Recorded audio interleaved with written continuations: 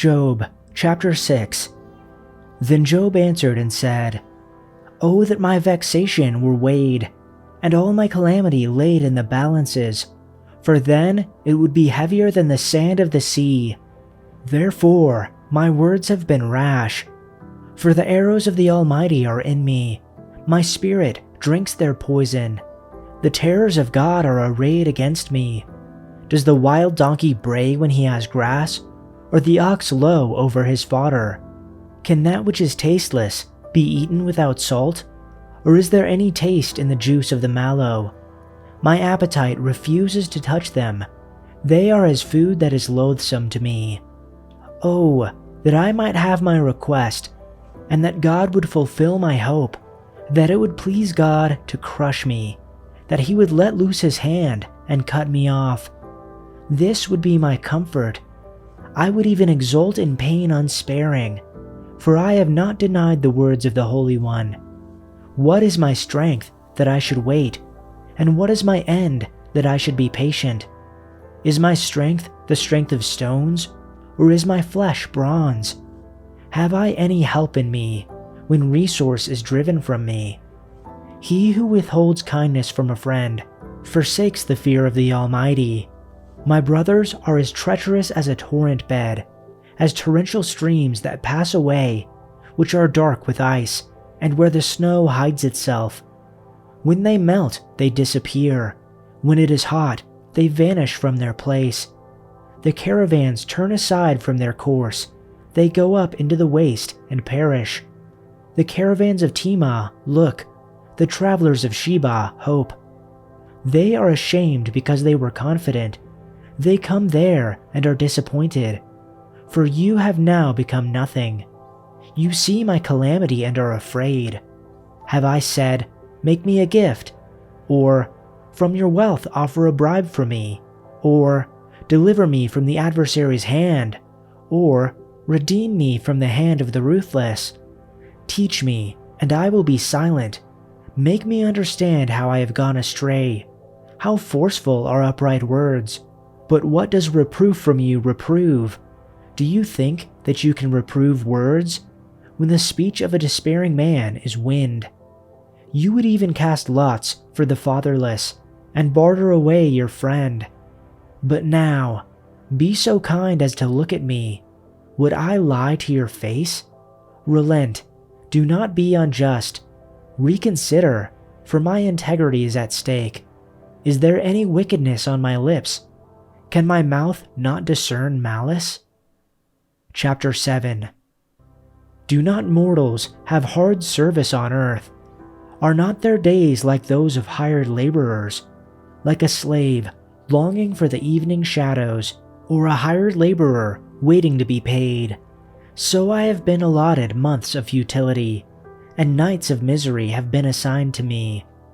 When I lie down, I think, how long before I get up? The night drags on, and I toss and turn until dawn. My body is clothed with worms and scabs. My skin is broken and festering. My days are swifter than a weaver's shuttle, and they come to an end without hope. Remember, O God, that my life is but a breath. My eyes will never see happiness again. The eye that now sees me will see me no longer. You will look for me, but I will be no more. As a cloud vanishes and is gone, so one who goes down to the grave does not return. He will never come to his house again. His place will know him no more. Therefore, I will not keep silent. I will speak out in the anguish of my spirit. I will complain in the bitterness of my soul. Am I the sea or the monster of the deep, that you put me under guard? When I think my bed will comfort me, and my couch will ease my complaint, even then you frighten me with dreams and terrify me with visions, so that I prefer strangling and death rather than this body of mine. I despise my life. I would not live forever. Let me alone. My days have no meaning. What is mankind that you make so much of them, that you give them so much attention, that you examine them every morning and test them every moment? Will you never look away from me or let me alone even for an instant? If I have sinned, what have I done to you, you who see everything we do? Why have you made me your target? Have I become a burden to you? Why do you not pardon my offense and forgive my sins? Why do you not pardon my offenses and forgive my sins? For I will soon lie down in the dust. You will search for me, but I will be no more. Chapter 8. Then Bildad the Shuhite responded, How long will you say these things, and the words of your mouth be a mighty wind? Does God pervert justice? Or does the Almighty pervert what is right? If your sons sinned against him, then he turned them over to the power of their wrongdoing. If you will search for God and implore the compassion of the Almighty, if you are pure and upright, surely now he will stir himself for you and restore your righteous estate. Though your beginning was insignificant, yet your end will increase greatly. Please inquire of past generations and consider the things searched out by their fathers. For we are only of yesterday and know nothing, because our days on earth are as a shadow. Will they not teach you and tell you and bring forth words from their minds? Can papyrus grow tall without a marsh? Can the rushes grow without water? While it is still green and not cut down, yet it withers before any other plant. So are the paths of all who forget God, and the hope of the godless will perish. His confidence is fragile, and his trust is a spider's web. He depends on his house, but it does not stand. He holds on to it, but it does not endure. He flourishes before the sun, and his shoots spread out over his garden. His roots wrap around a rock pile. He grasps a house of stones. If he is removed from his place, then it will deny him, saying, I never saw you. Behold, this is the joy of his way, and out of the dust others will spring. Behold, God will not reject a person of integrity, nor will he help evildoers. He will yet fill your mouth with laughter, and your lips with joyful shouting. Those who hate you will be clothed with shame, and the tent of the wicked will no longer exist. Chapter 9. Then Job responded, In truth, I know that this is so, but how can a person be in the right with God? If one wished to dispute with him, he could not answer him once in 1,000 times. Wise in heart and mighty in strength, who has defied him without harm? It is God who removes the mountains, and they do not know how, when he overturns them in his anger. It is he who shakes the earth from its place, and its pillars tremble, who commands the sun not to shine, and puts a seal on the stars, who alone stretches out the heavens and tramples down the waves of the sea, who makes the Bear, Orion, and the Pleiades, and the constellations of the south. It is he who does great things, the unfathomable, and wondrous works without number. If he were to pass by me, I would not see him. Were he to move past me, I would not perceive him. If he were to snatch away, who could restrain him? Who could say to him, What are you doing? God will not turn back his anger. Beneath him, the helpers of Rahab cower. How then can I answer him, and choose my words before him? For though I were right, I could not answer. I would have to implore the mercy of my judge. If I called and he answered me, I could not believe that he was listening to my voice. For he bruises me with a storm, and multiplies my wounds without cause. He will not allow me to get my breath, but he saturates me with bitterness. If it is a matter of power, behold, he is the strong one, and if it is a matter of justice, who can summon him?